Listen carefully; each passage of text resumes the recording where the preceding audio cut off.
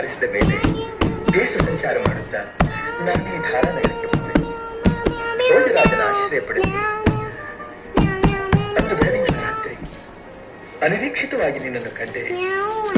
ನಿನ್ನ ಅಂದಕ್ಕೆ ಬೆರಗಾಗಿ ಹೊಸ ಆಸೆಗಳ ಭಾರದಿಂದ ನೊಂದು ನಿನ್ನನ್ನೇ ಹರಸುತ್ತ ಇಲ್ಲಿಗೆ ಬಂದೆ. ದಾಹದಿಂದ ಬಂದಿದ್ದೇನೆ.